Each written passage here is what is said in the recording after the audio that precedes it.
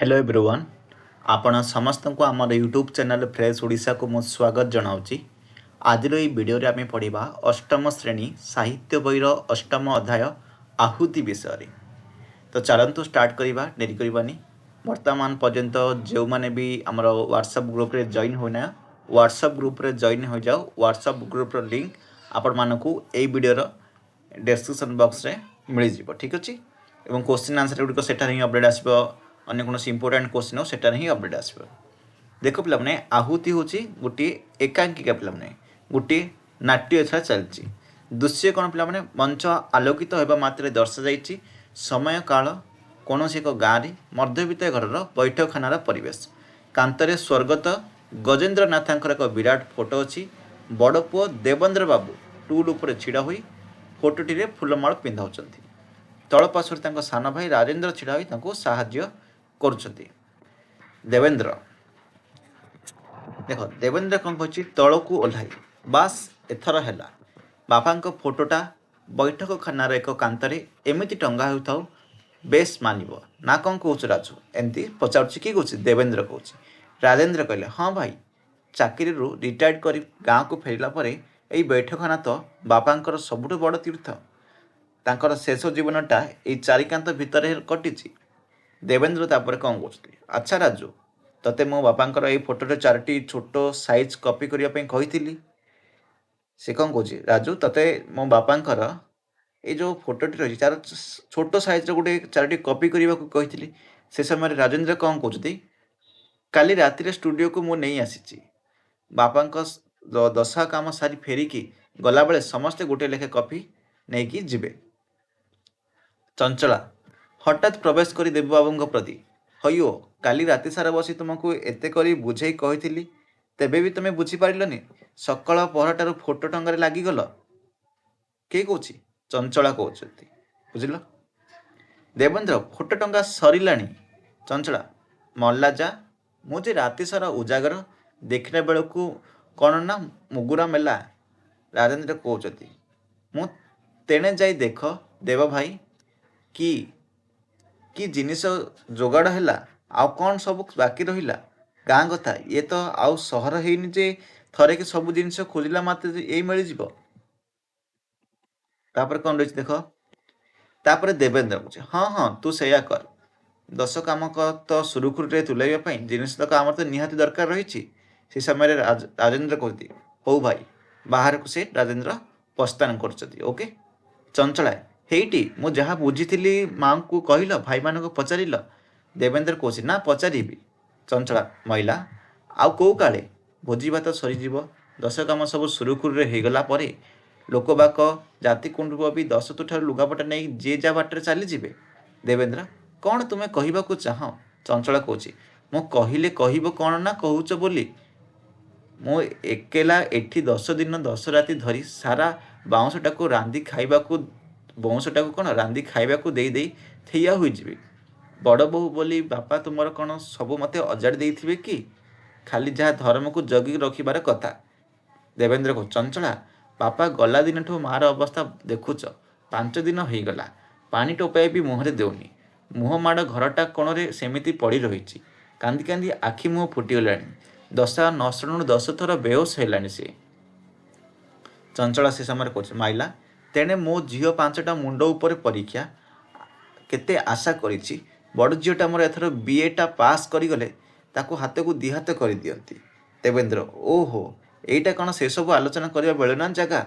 चंचला कह तमें तो गोटे मरद हिच जे क्यों कमर नुई कौन कह भाईटा ए मोर अच्छी बोली सिना जहाँ जिते बड़े मो बुझासुझी करदे कि जोगाड़ जंत्र करदे आणुची सेतक तुला भी तुम पे टिके हेलानी। देवेंद्र को चंचला चंचला कहते कहीं एमती मो नाटा धरी हुरी पकाउच कहल बापा दशा खटापी तुम्हें जी हरबर होच झील बाहा कला बेलू से तरबर हेब मु देखिबिनी एडे सुंदर घर एडे गुणर बर को छाड़देले तुम झीर कपाल तो फिटबनी हेले जरूर फाटब मु कही रखुची। हाँ देख गोटे कथोपकथन चलती देवेंद्र एवं चंचला स्त्री ठीक अच्छे। देवेंद्र कह ओ तुम्हें बंद कले आग एसबू जेते बड़े जोठी देख। चंचला माइला ରାଜେନ୍ଦ୍ର ସେ ସମୟରେ କହୁଛି ବାହାରକୁ ପ୍ରବେଶ କରିଗଲେ। ବୁଝିଲେ ଦେବ ଭାଇ, ହଣ୍ଡା କଡ଼େଇ ବାଲି ମଗ ଚାନ୍ଦୁଆ ଦରି ସବୁ ଗଣି ରଖିଦେଲି। ମୁଣ୍ଡରୁ ଗୋଟେ ବଡ଼ ବୋଝ ଗଲା। ଆଉ ଯାହା ସେ ପୂଜା ରୁଟା ସଉଦା ପାଇଁ ବରାଦ ଦେବ। କିଛି ଟଙ୍କା ଦରକାର ଭାଇ। ଚଞ୍ଚଳା ମାଇଲା, ଭାଇଙ୍କ ପାଖରେ ଆଉ ଟଙ୍କା କାହିଁ? ଯାହା ଆଣିଥିଲେ ଫେରିକି ଯିବା ପାଇଁ ବାଟ ଖର୍ଚ୍ଚ କିଛି ରଖିଛନ୍ତି କି ନାହିଁ କେଜାଣି। ରାଜେନ୍ଦ୍ର କହୁଛି ଠିକ୍ ଅଛି, ମୁଁ କ'ଣ ମଝିଆ ଭାଇଙ୍କୁ କହି ଏଇନେ ତ ନିହାତି 700 ଟଙ୍କା ଦରକାର। ଚଞ୍ଚଳ କହୁଛି ନାଇଁ ମ ରାଜେନ୍ଦ୍ର, ମୁଁ କ'ଣ କହିଥିଲି କି ଭିତରେ ଘରେ ମା ଶୋଇଛନ୍ତି। ଆଜି ସକାଳ ପହରୁ ତୁମ ମଝିଆ ଭାଇ ଆଉ ସାନ ଭଉଣୀ ତାଙ୍କ ପାଖରେ ବସି କ'ଣ ଗୋଟେ ସଲାସୁତୁରା ହେଉଛନ୍ତି। ଯିବ ଯଦି ଟିକେ ଶୁଣି ଆସିଲେ ଭାରି ଭଲ ହୁଅନ୍ତା। ରାଜେନ୍ଦ୍ର ସେ ସମୟରେ କହୁଥିଲେ କ'ଣ ଆଉ କହୁଥିବେ, ବାପା ଚାଲିଗଲା ପରେ ମାର ମନଟା ଏକଦମ ଭାଙ୍ଗି ପଡ଼ିଛି, ତେଣୁ ତାକୁ ବୁଝାଉଥିବେ। ସେ ସମୟରେ ଚଞ୍ଚଳ କହୁଛି ମାଇଲା ହଇଓ, ଶେଷରେ ତୁମେ ବି ଏଇଆ ବୁଝିଲ? ତୁମେ ପୁରା ଟଙ୍କା ଯୋଗାଡ଼ ଦେଲେ କ'ଣ ଗୋଟାଏ ଫ୍ୟାକ୍ଟ୍ରି କରିବ ବୋଲି କହୁଥିଲ? ସେ ସମୟରେ ରାଜେନ୍ଦ୍ର କହୁଛି ହଁ ଭାଉଜ, ବହୁ ଦିନରୁ ଚିନ୍ତା କରିଛି, ଅନେକ ଚେଷ୍ଟା ବି କଲିଣି, ବ୍ୟାଙ୍କ ଫାଇନାନ୍ସ କର୍ପୋରେସନ ଅନେକ ଧାରିନି, ହେଲେ ପୁରା ଟଙ୍କା ମିଳୁନି। ଚଞ୍ଚଳା କହୁଛି ଦେଖ ବଡ଼ ଭାଇ, ଦେଖ ବଡ଼ ଭାଇ ଯିଏ ବାପା ସମାନ ତୁମର ଭାଇ କହୁଥିଲେ। ଦେବେନ୍ଦ୍ର କାହିଁ, ମୁଁ ତ କିଛି କହିନି। ଚଞ୍ଚଳା କ'ଣ କହିଲେ? ମାଇଲା, ମଝିରେ ତୁମକୁ କିଏ କହିବା ପାଇଁ କହୁଛି? ବୁଝିଲ ରାଜେନ୍ଦ୍ର, ବାପାଙ୍କ ଅନ୍ତେ ମା ହେଲେ ଗାଁରେ ଏକେଲା ମଣିଷ। ଗାଁଟା ଭିତରେ ଯାହା ଯେମିତି ଯେଉଁଠି ଅଛି, ଏ ପାକଲା ବୟସରେ ସବୁ କିଛିକୁ ଦେଖାଶୁଣା ବୁଝାଯିବା କରିବାଟା ତାଙ୍କ ପକ୍ଷେ ଆଦୌ ସମ୍ଭବ ନୁହେଁ। ରାଜେନ୍ଦ୍ର କହୁଛନ୍ତି ହଁ ତା ତ ଠିକ୍ କଥା। ସେ ସମୟରେ ଚଞ୍ଚଳ କହୁଛି ଏଇନା ତ ତିନି ଭାଇ ଏକାଠି ଅଛ, ଏଇଠି ଅଛ, ସବୁବେଳେ କ'ଣ ଏକାଠି ହେବାର ସୁଯୋଗ ମିଳୁଛି? ତା ବି ଭୁଲ ନୁହେଁ। କିଏ କହୁଛି? ରାଜେନ୍ଦ୍ର କହୁଛି। ଚଞ୍ଚଳ ସେ ସମୟରେ କହୁଛି ତେଣୁ ତୁମର ବଡ଼ ଭାଇ କହୁଥିଲେ କି? ଦେବେନ୍ଦ୍ର କହୁଥିଲେ ମାନେ ମୁଁ କହୁଥିଲି। ଚଞ୍ଚଳା ମାଇଲା, ତୁମେ କହୁନଥିଲ ତ କହିବା ପାଇଁ, ସେଇ କଥା ତ ମୁଁ କହୁଛି। ଦେଶ ତୁଟେଇ ଗାଁରୁ ତୁମେ ସବୁ ଫେରିକି ଯିବା ଆଗରୁ ବାପାଙ୍କର ଯାହା ଯେମିତି ଯେଉଁଠି ସମ୍ପତ୍ତି ଅଛି ସେତକ ଯଦି ତୁମ ଭାଇଙ୍କ ଭିତରେ ମା ଥାଉ ଥାଉ ଭାଗବଣ୍ଟା ହୋଇଯାଆନ୍ତା, ତେବେ ପଛକୁ ଆଉ କିଛି ଝାମେଲା ରହନ୍ତାନି। ରାଜେନ୍ଦ୍ର କହୁଛି ଇଏ ତମେ କ'ଣ କହୁଛ? ରାଜେନ୍ଦ୍ର କହୁଛନ୍ତି ଇଏ ତମେ କ'ଣ କହୁଛ ଭାଉଜ? ଚଞ୍ଚଳା ଏଠି ପିଲାମାନେ ଗୋଟେ ପରିବାରର କାହାଣୀ ଚାଲିଛି, ପରିବାରର ନାଟକ ଚାଲିଛି, ଏଥିରେ ବୁଝିବାର ନାହିଁ, ପାଠଟି ଖାଲି ପଢ଼ିବାର ଆବଶ୍ୟକ ରହିଛି। ଓକେ, ମୁଁ ବି ପଢ଼ିକିରି ହିଁ ତୁମକୁ କହୁଛି।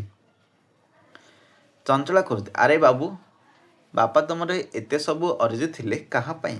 ଏତେ ସବୁ ସଞ୍ଚିଥିଲେ କିଏ ଖାଇବେ ବୋଲି? ପୁଅମାନଙ୍କର ପାଇଁ। ତୁମେ ସବୁ ଖଟୁଛ କାହା ପାଇଁ? ନିଜ ଛୁଆମାନଙ୍କ ପାଇଁ। ରାଜେନ୍ଦ୍ର ତା ଅବଶ୍ୟ ଠିକ୍। ଚଞ୍ଚଳା ଭାଇ ତୁମର ଆଉ ବି କହୁଥିଲେ, ମାନେ ମୁଁ କହୁଥିଲି? କିଏ କହୁଛି? ଦେବେନ୍ଦ୍ର କହୁଛି, ଚଞ୍ଚଳାଙ୍କର ହଜବେଣ୍ଡ। ଚଞ୍ଚଳା ମାଇଲା, ପୁଣି ମଝିରେ କହିଲ? ଦେଖ ରାଜେନ୍ଦ୍ର, ବାପାଙ୍କର ସବୁ ସମ୍ପତ୍ତି ରହିଲା ଗାଁରେ, ଆଉ ତୁମେ ସବୁ ଭାଇମାନେ ରହିଲ ବିଦେଶରେ, ପୁଣି ଅଲଗା ସହରରେ। ସେ ସମୟରେ ରାଜେନ୍ଦ୍ର କ'ଣ କହୁଛି? ସତରେ ଭାଉଜ, ତୁମେ ଆଜି ମୋର ଆଖି ଖୋଲି ଦେଇଛ। ମୋ ଭେଜାକୁ ତ ଏ କଥା ସବୁ ଜମା ଷ୍ଟ୍ରାଇକ୍ କରିନଥିଲା। ଚଞ୍ଚଳା ପୁଣି ସାଇ ପଡ଼ିଶା ଭାଇ ଭଗାରୀ ଅଛନ୍ତି, କିଏ କେତେବେଳେ ସେତେବେଳେ ଯଦି ମାଡ଼ି ବସେ, ନହେଲେ ବୁଢ଼ୀ ମାଟାକୁ ଯଦି କିଏ ବୋକା ବନେଇ ସେଇ ସମ୍ପତ୍ତିକୁ ହଡ଼ପ କରିନି, ତାହେଲେ ତ ଆଜିକାଲି ବେଳକାଳ ତୁମେ ଜାଣିଛ, ଚୋର ଡକାୟତକୁ ବିଶ୍ୱାସ ନାହିଁ। ସମ୍ପତ୍ତି ପାଇଁ ମାଆଙ୍କର ପ୍ରାଣ ଯିବ ନା କ'ଣ? ଦେବେନ୍ଦ୍ର ଚମକ ସେ ସମୟରେ ଚଞ୍ଚଳା କରୁଛି କି ହୋ, ତୁମେ ଏମିତି ଚମକୁଛ କାହିଁକି? ଦେବେନ୍ଦ୍ର ବର୍ତ୍ତମାନ କହୁଛି ମାଇଲା, ଏଯାଏ ତମେ କେଉଁଠି ଥିଲ ମ?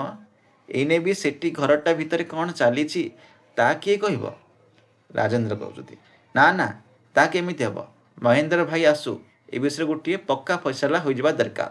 ଦେବେନ୍ଦ୍ର ଆଜି ଏଇଠି ଏଇ ମୁହୂର୍ତ୍ତରେ। ଚଞ୍ଚଳ କହୁଛି ମାଇଲା।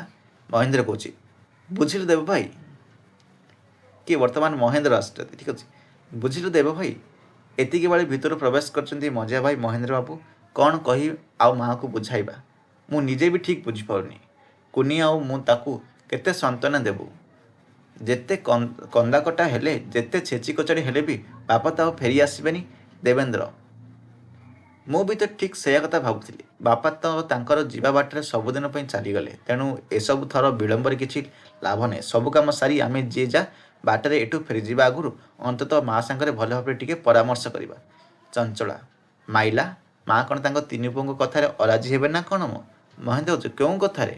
ଦେବେନ୍ଦ୍ର କହୁଛନ୍ତି କଥା କ'ଣ କି ମହେନ୍ଦ୍ର, ବାପାଙ୍କର ଗାଁରେ ଏଇ ଯେଉଁ ସମ୍ପତ୍ତି ଅଛି। ମହେନ୍ଦ୍ର ସମ୍ପତ୍ତି? ଦେବେନ୍ଦ୍ର କହୁଛି ମାନେ ଏଇ ଯୋଉ ଘର ତୋଟା ପୋଖରୀ ଜମି ତୁ ପରା କହୁଥିଲୁ ସବୁ ଗୁଡ଼ାକ ଭାଲ୍ୟୁଏସନ୍ ସମାନ ହେବ ବୋଲି। ମହେନ୍ଦ୍ର ହଁ, ତୋଟା ଓ ପୋଖରୀ ଗୋଟେ ବାଲି ବୋଲି ଧରିଲେ ପ୍ରାୟ ସମାନ। ଘର ମୂଲ୍ୟ ଯେତିକି ହେବ ଜମିର ମୂଲ୍ୟ ବି ପ୍ରାୟ ସେତିକି ହେବ। ମାନେ ବାପା ମୋତେ ଥରେ ଏ କଥା କହୁଥିଲେ, ହେଲେ ହଠାତ୍ ଏ ପ୍ରସଙ୍ଗ କାହିଁକି? ସେ ସମୟରେ ଚଞ୍ଚଳା କହୁଛି ମାଇଲା, ତାମାନେ ତ ଜମାରୁ ଅସୁବିଧା ନାହିଁ। କଥା କାମ ଦିଟା ଯାକ ଏକାଥରକେ ଠୋ ଠୋ ହୋଇ ଛିଡ଼ିଯିବ। ମହେନ୍ଦ୍ର ମୁଁ କଥାଟାକୁ ଠିକ୍ ଉଠେଇ ପାରିଲିନି ଭାଉଜ। ମହେନ୍ଦ୍ର ମୁଁ କଥାଟାକୁ ଠିକ୍ ଠଉରେଇ ପାରିଲିନି ଭାଉଜ କହୁଛନ୍ତି। ତାପରେ ଚଞ୍ଚଳା ଆହେ ରାଜେନ୍ଦ୍ର କହୁନ ତମେ। ରାଜେନ୍ଦ୍ର ସାନ ଭାଇ ଠିକ୍ ଅଛି ନା ହଁ, ମାନେ ଏସବୁକୁ ଆମେ ତିନି ଭାଇ ଏବେଠୁ ବାଣ୍ଟି ନେବାଟା ଭଲ ନା କ'ଣ କହୁଛୁ ଦେବ ଭାଇ? ଦେବେନ୍ଦ୍ର କହୁଛି କିଛି ମନ୍ଦ ହୁଅନ୍ତାନି। ଚଞ୍ଚଳା ମାଇଲା କାହିଁକି, ବେଶ ଭଲ ହୁଅନ୍ତା ବୋଲି କହୁନ। ମହେନ୍ଦ୍ର କହୁଛି ହେଲେ ମାଆର ଏଇ ଅବସ୍ଥାରେ। ଚଞ୍ଚଳା ସେଥିପାଇଁ ତ ଭାଇମାନେ ତୁମର କହୁଛନ୍ତି ଯେତେବେଳେ କ'ଣ ସେ ଘଟିବ ତାହା କିଏ କହିବ। ରାଜେନ୍ଦ୍ର ଆଜିକାଲି ଦେଖୁନ ମହେନ୍ଦ୍ର ଭାଇ, ବୋମା ଫୁଟେଇ ଗାଁ ମାନଙ୍କରେ କେମିତି ଡକାୟତି ହେଉଛି। ମା ଆମର ବୁଢ଼ୀ ଲୋକ, ଏକଲା ମଣିଷ। ଚଞ୍ଚଳା କହୁଛି ବୁଝିଲ ମହେନ୍ଦ୍ର, ଚକେ ଗଡ଼ିଲେ 12 ହାତ। ଆଜିଠୁ ସେ ସବୁ ଝାମେଲା ତୁଟେଇ ନଦେଲେ ତୁମର ଏଇ ଯୋଉ ଭାଇ ନା ଛାଡ଼। ମହେନ୍ଦ୍ର କହୁଛନ୍ତି ଦେଖୁଛ ୟା ଭିତରେ ତୁମେ ସବୁ ତୁଟେଇ ଦେଇସାରିଛ। ଦେଖୁଛି ୟା ଭିତରେ ତୁମେ ସବୁ ତୁଟେଇ ଦେଇସାରିଛ ବୋଲି କିଏ କହୁଛି? ମହେନ୍ଦ୍ର କହୁଛନ୍ତି। ସେ ସମୟରେ ଦେବତା ଦେଖ ଭାଇ, ଆମ ଭିତରେ ତ ସେମିତି କିଛି ଭୁଲ ବୁଝାମଣା ନାହିଁ। ତେଣୁ ବଡ଼ ଭାଇ ଭାବେ ମୁଁ ଯେଉଁ ପ୍ରସ୍ତାବ ଦେବି ଭାବୁଛି ତୁମେ କେହି ଅପସନ୍ଦ କରିବନି। ମହେନ୍ଦ୍ର କୁହ ଦେଖି ଶୁଣିବା। ଦେବେନ୍ଦ୍ର କହୁଛନ୍ତି ମୋର ପ୍ରସ୍ତାବ ହେଉଛି ଏଇ ପୁରୁଣା ଖାନଦାନୀ ଘରଖଣ୍ଡକ ଖଞ୍ଜ ସହିତ ତୁ ନେବୁ। ମହେନ୍ଦ୍ର ମୋର ଆପତ୍ତି ନାହିଁ। ସହରରେ ମୋ କୋଠାଟା ଅଧା ତିଆରି ହୋଇ ପଡ଼ିଛି। ଗାଁର ଏଇ ଖଞ୍ଜା ଖଣ୍ଡଘରକ କାହାରିକୁ ବିକିଦେଇ ସେଇଟା ପୁରା କରିଦେଇ ପାରିବି। ଜରୁର ଗ୍ରାହକ ମିଳିଯିବେ। ଦେବେନ୍ଦ୍ର ଆଉ ପୋଖରୀ ସହ ତୋଟାଟା ରାଜୁ ଭାଗରେ ପଡ଼ିଲେ କେମିତି ହୁଅନ୍ତା? ରାଜେନ୍ଦ୍ର କହୁଛନ୍ତି ମୋର ତ ଆଉ ଗାଁରେ ଆସି ମାଛ ଚାଷ କରିବାର ନାହିଁ କିମ୍ବା ତୋଟାଟା ଆମ୍ବ ଆଉ ନଡ଼ିଆ ଫଳି ବେପାର କରିବାର ନାହିଁ। ବରଂ ଠିକଣା ଲୋକ ଦେଖି ସେତକ ଯଦି ବିକ୍ରୟଟା କରିଦେଲେ ଅନ୍ତତ ଫ୍ୟାକ୍ଟ୍ରି ପାଇଁ ଆବଶ୍ୟକ ଟଙ୍କା ଯୋଗାଡ଼ ହୋଇପାରନ୍ତା। ବାକି ଟଙ୍କା ଫାଇନାନ୍ସ କର୍ପୋରେସନ ମିଳିଯିବ। ବଡ଼ ଭାଇଙ୍କ କଥାରେ ମୁଁ ବି ବିଲକୁଲ ରାଜି। ସେ ସମୟରେ ଦେବେନ୍ଦ୍ର କହୁଛନ୍ତି ବାକି ରହିଲା ଜମି, ସେତକ ମୋ ଭାଗରେ। ମହେନ୍ଦ୍ର କହୁଛନ୍ତି ସହରରେ ରହି ଭାଇ ବୋଧେ ଗାଁର ଭାଗ ଚାଷ କରିବ ମତଲବରେ ଅଛନ୍ତି। ଚଞ୍ଚଳା ମାଇଲା, ପାଞ୍ଚଟା ଝିଅକୁ ଜନ୍ମ ଦେଇଛି, ଖଣ୍ଡେ ଖଣ୍ଡେ ଜମି ବିକିଲେ ଗୋଟାଏ ଗୋଟାଏ ଝିଅ ଉଠିବେ। ଚଢ଼ା ଯୌତୁକ ନଦେଲେ ଆଜିକାଲି କ'ଣ ଭଲ ଜ୍ୱାଇଁ ମିଳୁଛନ୍ତି? ପୋଡ଼ା କପାଳକୁ ଝିଅ ଗୁଡ଼ାକ ଟିକେ ସୁନ୍ଦର ହୋଇଯାନ୍ତେ ଭଲା। ମହେନ୍ଦ୍ର କହୁଛି ଗାଁରେ ରହିବାକୁ ଆମ ଭିତରେ କେହି ଯେତେବେଳେ ରାଜି ନୁହନ୍ତି ସେତେବେଳେ ଏଠି ଏତେ ସବୁ ସମ୍ପତ୍ତି ରଖି ଲାଭ ବା କ'ଣ? ତେଣୁ ତମମାନଙ୍କ ଚିନ୍ତା ଆଉ ହିସାବ ସହିତ ମୁଁ ଏକମତ। ତିନି ଭାଇ ଯାକ ଖୁସିରେ କୋଳାକୋଳି ସୁଦ୍ଧା ହାତ ମିଶାଇଲେ। ଭିତରୁ ଝିଅ କୁନି ସହିତ ମା ପ୍ରବେଶ କରିଛନ୍ତି। ହଠାତ୍ ବାତାବରଣ ଗମ୍ଭୀର ହୋଇପଡ଼ିଛି। ତିନି ମା ତୁ ଶୁଣୁଛି, ସବୁ ଶୁଣୁଛି। ଭଲ ବେଶ କରିଛ। ଭାଇ ଭାଇ ଭିତରେ ବିଚାର ଆଲୋଚନା କରି ଭଲରେ ଭଲରେ ସବୁ ତୁଟାଇ ଦେଇ ପାରିଛ। ଦେବତା ଭଳି ବାପା ତୁମର ସିଏ ଟଳି ପଡ଼ିଲେ, ତୁମକୁ ଛାଡ଼ି ଚାଲିଗଲେ। ମୋର ବା ଆଉ କେତେ କାଳ? ମୋ ପ୍ରସ୍ତାବରେ ମୁଁ ଖୁସି। ମଲାଗଲା କାଳକୁ ବା ମୁଁ କାହିଁକି ବହିରି ମୁଣ୍ଡେଇବି? ମୋ ମୁଣ୍ଡକୁ ବା କାହିଁକି ଆହୁରି ବୋଝ ରଖିବି? ଦେବେନ୍ଦ୍ର ମା କଥା କ'ଣ କି ବାପା ଥିଲେ କଥା ଅଲଗା ଥିଲା। ଏଇନେ ତୁ ଅଛୁ ଏକା ଏକା, ତୁ କେତେ କ'ଣ କରିବୁ ଯେ? ହେଲେ ମା ବୁଝେ, ହେଲେ ଦେବ କୁନି ବି ତ ଏ ଘରର ଝିଅ। ତମମାନଙ୍କର ଗୋଟିଏ ବୋଲି ଭଉଣୀ ବାହାସାହା ହୋଇ ପର ଘରକୁ ବୋହୂ ହୋଇ ଚାଲି ଯାଇଛି ବୋଲି ତା ବାବୁ କିଛି ବି ଉଡ଼େଇ ନ ରହୁଥିବ। ଚଞ୍ଚଳା ବୁଝେ ମାଇଲା, ତୁମେ କହୁନ। ମହେନ୍ଦ୍ର କୁନି ବାହା ହୋଇ ଗଲାବେଳେ ତାଙ୍କ ଯୌତୁକରେ ହାତୀ ଛତି ସବୁ ଦିଆ ହୋଇଥିଲା। ଭାଇଙ୍କ ଭାଗରେ ପୁଣି ଭଉଣୀଙ୍କ ଭାଗ କାହିଁକି? ମହେନ୍ଦ୍ର ସତ କହିବାକୁ ଗଲେ ଭାଉଜ, ଆଇନ ଅନୁଯାୟୀ ବାପାଙ୍କ ସମ୍ପତ୍ତି ଉପରେ ପୁଅ ସହିତ ଝିଅର ବି ଭାଗ ଅଛି। ତେଣୁ ପୁଣି ନିଶ୍ଚୟ ଭାଗ ପାଇବା କଥା। କୁନି କହୁଛି ମୋର ବେଶୀ କିଛି ଦରକାର ନାହିଁ ଭାଇ, ମୁଁ ତ ଭାବିଛି ମାର ଗହଣା ତକ ଯାହା ନେବି। ଚଞ୍ଚଳା ମାଇଲା, ମୋ ଝିଅ ମାନେ ହେଲେ କ'ଣ ତାଙ୍କର ଗୋସେଇ ମାଠୁ କିଛି ବି ଗହଣା ପାଇବେନି? ସେମାନେ ବି ତ ଏ ଘରର ନାତୁଣୀ, ତାଙ୍କ ପାଇଁ ବି ତ ଗୋଟେ ଆଇନ ପଏଣ୍ଟ ବାହାର କରୁନ। ସବୁ ହେଲା, ସମସ୍ତେ ସବୁ ପାଇଗଲା, ସମ୍ପତ୍ତିର ଭାଗବଣ୍ଟା ସରିଗଲା, ସମସ୍ତେ ବି ସନ୍ତୁଷ୍ଟ ହେଲେ। ମୋର ଆଉ କ'ଣ ଦରକାର? ତୁମମାନଙ୍କର ଖୁସିରେ ମୋର ଖୁସି। ତିନି ଭାଇ ମା ଆଜି ହାତରୁ ମୁଁ ଶଙ୍ଖ କାଢିଛି, ମଥାରୁ ସିନ୍ଦୁର ଲିଭିଛି। ଏଇନେ ତମେମାନେ ତ ମୋର ସାହା, ମୋର ଭରସା। ହେଲେ ମତେ ଖାଲି ଟିକେ ଏତିକି ଜଣ, ତମମାନଙ୍କର ଭାଗବଣ୍ଟାରେ ତମର ଏଇ ହୀନ କପାଳଟି ବୁଢ଼ୀ ମାଟି କାହା ଭାଗରେ ପଡ଼ିଲା? ମାଇଲା, ଭାଗବଣ୍ଟାରେ ମା ମହେନ୍ଦ୍ର କହୁଛି ମା ପୁଣି କାହା ପାଖରେ କଣ? ମୋ ମା କଥା ବୁଝିପାରିଲେନି। ଏ ତୁ କଣ କହୁଛୁ ମା? କୁନି କହୁଛି ଏ ତୁ କଣ କହୁଛୁ ମା କୁହ। ମୁଁ ମୋ ଏ ପୋଡ଼ା ଜୀବନର ବାକିତକ ଦିନ କାହା ପାଖରେ ରହି କାଟିବି? କିଏ ରଖିବ ମତେ? ହଠାତ୍ ସମସ୍ତେ ନିରନ୍ତର ହୋଇଯାଇ ପରସ୍ପରକୁ ଚାହିଁଛନ୍ତି। ଯେତେବେଳେ ମା କହୁଛି କଣ ସବୁ ମୋ ପାଇଁ ଠିକ କରିଛ ଶୁଣେ। ମୋର ଥଇଥାନ କି ବ୍ୟବସ୍ଥା ତୁମେ ସବୁ କରିଛ କି? ଦେବେନ୍ଦ୍ର କହୁଛି ମୁଁ ମାନେ ମତେ କହିବା ପାଇଁ କହୁଛ? ଚଞ୍ଚଳା କିହ କହୁନ। ଏତେ ବଡ ସହରଟାରେ ଅଢେଇ ବଖରା ଭଡା ଘରେ ପାଞ୍ଚଟା ବଡ ଝିଅକୁ ନେଇ ଆମେ କେମିତି ଚଢା ବଜାର ଦରରେ ଦେହଗଞ୍ଜ ହଉ ଚଳୁଛୁ। ସେଥିରେ ପୁଣି ମାଆଙ୍କୁ ନେଲେ କେଉଁଠି ରଖିବୁ? ତୁମର ତ ପୁଣି ଯେଉଁ ଦରମା ନା ଉପୁରି ଅଛି ନା ସପୁରି। ଛାଡ। କିଏ କହୁଛି? ଚଞ୍ଚଳା କହୁଛି। ଦେବେନ୍ଦ୍ର କହୁଛନ୍ତି ତା ନ ହୋଇଥିଲେ କଷ୍ଟେ ମଷ୍ଟେ ଚଳି ଯାଇଥାନ୍ତୁ ହୁଅନ୍ତା। ବରଂ ମୁଁ କହିବି ମା ମହେନ୍ଦ୍ର ପାଖରେ ରହୁ। ସହରରେ ସେ ନିଜ ଘର ତୋଳିଛି। ଛୋଟ ପରିବାର ତାର, ରୋଜଗାର ବି ବେଶ କରୁଛି। ମହେନ୍ଦ୍ର କହୁଛି ମୋର ସେଥିରେ କିଛି ଆପତ୍ତି ନାହିଁ। ହେଲେ ମା ତୁ ଜାଣୁ ମୂଳରୁ ତ ତୁମ ଶାଶୁ ବୋହୂଙ୍କର ଜମା ପଡୁନି। କଲେଜ ପଢୁଆ ବଡ ଲୋକ ଘରର ଝିଅ ସେ। ଦେଖିଲୁନି କେମିତି ସେ ଦିଟା ଦିନ କୁନି ବାହାଘର ଖଟିଛି କି ନାହିଁ ରାଗି ରୁଷି ପଳାଇଗଲା।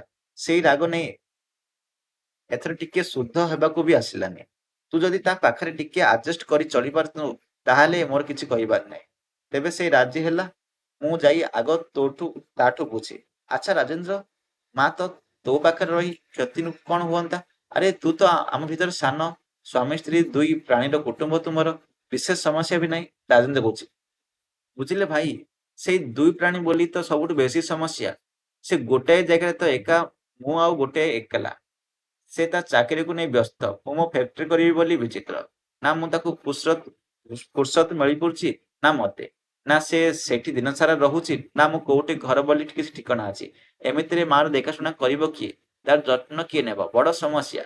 ସେଇ ସମସ୍ୟା ଯୋଗୁଁ ହୁଏତ ଏତେ ଗୁଡାଏ ଦିନ ଛୁଟି ନେଇ ଏତେ ବାଟରୁ ଦଶା ଖଟିବାକୁ ଆସିପାରିଲି। ଚାକିରି ଚାପ, ଆଉ କଣ କରାଯାଏ? ଆଚ୍ଛା କୁନି, ମା ଯଦି ତୋ ପାଖରେ ରହନ୍ତା, ଯଦି ଏଇଟା ସମ୍ଭବ ହୁଅନ୍ତା ନା, ତାହେଲେ ତ ସବୁଠୁ ବେଶୀ ମୁଁ ଖୁସି ହୁଅନ୍ତି। ସେ ବି ମୋ କଥାରେ କେବେ ଅରାଜି ହୁଅନ୍ତା ନାହିଁ। ତାଙ୍କର ବି ତ ମା ନାହାନ୍ତି।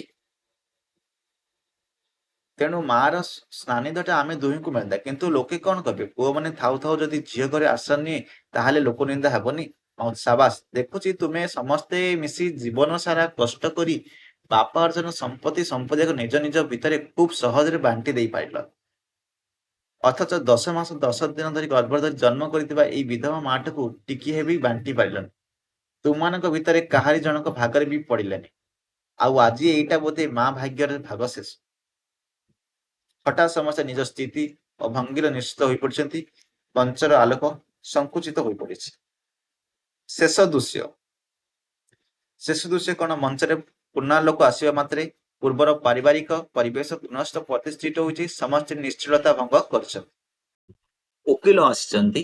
ହାତରେ ଲଫାଫାଟିଏ ଧରି ବାହାରୁ ପ୍ରବେଶ କରୁଛନ୍ତି। ସମସ୍ତଙ୍କୁ ଗମ୍ଭୀର ମୁଦ୍ରାରେ ଦେଖି ମାଙ୍କ ପ୍ରତି କ୍ଷମା କରିବେ ଭାଉଜ, କଚେରୀରୁ ଆସୁ ଆସୁ ମୋର ଟିକେ ଡେରି ହୋଇଗଲା।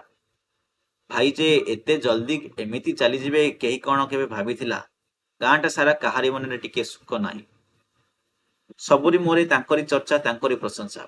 ମା କହୁଛନ୍ତି ହଁ, ଆଜି ବସି ସବୁ ଭାବିଲା ବେଳକୁ ବହୁତ ଡେରି ହୋଇଗଲାଣି। ଓକିଲ କହୁଛନ୍ତି ତମେ ଏମିତି କାହିଁକି କହୁଛ ଭାଉଜ?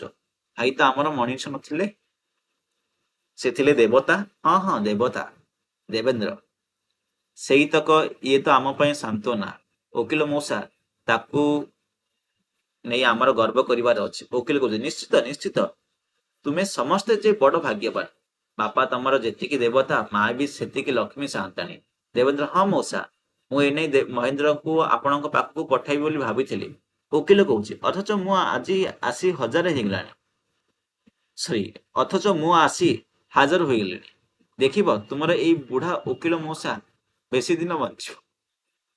ତାପରେ ମହେନ୍ଦ୍ର କଣ କହିଛନ୍ତି ଦେଖ। କଥା କଣ କି, ଏଇ ଗାଁରେ ଆପଣ କେତେବେଳେ ବାପାଙ୍କର ସବୁଠୁ ପୁରୁଣା ବନ୍ଧୁ, ଭାଇ, ତାଙ୍କ ସୁଖ ଦୁଃଖର ସାଥୀ। ତେଣୁ ଆମେ ବାପାଙ୍କର ଏଇ ସମ୍ପତ୍ତି ବିଷୟରେ ଟିକେ ଆପଣଙ୍କ ସହିତ ପରାମର୍ଶ କରିବାକୁ ଚାହୁଁଥିଲୁ। ଓକିଲ ମୁଁ ବି ତ ଆଜି ତୁମ ବାପାଙ୍କ ସମ୍ପତ୍ତି କଥା କହିବାକୁ ଆସିଛି। ରାଜେନ୍ଦ୍ର କହୁଛି ସତ ନା କଣ?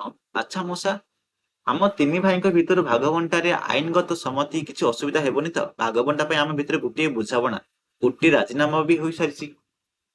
ଓକେ କହୁଛି ଭାଗବଣ୍ଟା କଣ କହୁଛ ତୁମେ? ତାହା କେମିତି ଆଉ ସମ୍ଭବ? କାହିଁକି ସମ୍ଭବ ନୁହେଁ? ବାପା ତମର ଯେ କେବେଠୁ ତାଙ୍କର ସୁଅର୍ଜିତ ସମ୍ପତ୍ତିକୁ ଏକା ତୁମ ମାଙ୍କ ନାଁରେ ହିଁ ଉଲ୍ଲେଖ କରିଦେଇଛନ୍ତି। ତିନି ହ୍ୱାଟ? ମାନେ ମାନେ ମାଙ୍କ ନାଁରେ ସମସ୍ତ ସମ୍ପତ୍ତି ଅଛି? ଓକିଲ କହୁଥିଲେ ସେଇ ଉଇଲ ନାମାଟିକୁ ହୁଏତ ମୁଁ ଆଜି ମାଙ୍କ ହାତରେ ଦେଇ ମୋର କର୍ତ୍ତବ୍ୟ ସମ୍ପାଦନ କରିବି ବୋଲି ଆସିଥିଲି। ସତ କହିବାକୁ ଗଲେ ବାପାଙ୍କ ଅନ୍ତେ ପୁଅ ବା ଝିଅଙ୍କର ନୁହେଁ, ସମ୍ପତ୍ତି ମାର ପ୍ରଥମ ଅଧିକାର। ତାପରେ କଣ କରୁଛି ମା? ଉଇଲ ନାମାଟିକୁ ଛାତିରେ ଚାପି ହସିବାକୁ ଚେଷ୍ଟା କରି ଖୁବ୍ ଜୋରରେ କାନ୍ଦି ଉଠିଛନ୍ତି। ନେପଥ୍ୟରୁ ଶୀର୍ଷକ ଆଳାପ ସଙ୍ଗୀତ ଏସବୁ ବାଜିଛି ପିଲାମାନେ। ତାପରେ ପାଠଟି ସରିଯାଇଛି ପିଲାମାନେ, ବୁଝିଲ? କାହାଣୀ ଗୋଟିଏ ଗୋଟିଏ ପରିବାରର ରିଆଲ କାହାଣୀ ବର୍ତ୍ତମାନ ସମୟରେ ତାହାକୁ ହିଁ ବର୍ଣ୍ଣନା କରାଯାଇଛି। ଏଥିରେ ଅଧିକ କିଛି ନାହିଁ ପିଲାମାନେ, ପଢିକିରି ବୁଝିବାକୁ ଚେଷ୍ଟା କର। କ୍ୱେଶ୍ଚିନ୍ ଆନ୍ସର ଗୁଡ଼ିକ ଆଉ ଗୋଟେ ଭିଡ଼ିଓରେ କରିବା। ଓକେ, ସେ ପର୍ଯ୍ୟନ୍ତ ବିଦାୟ ଦିଅ।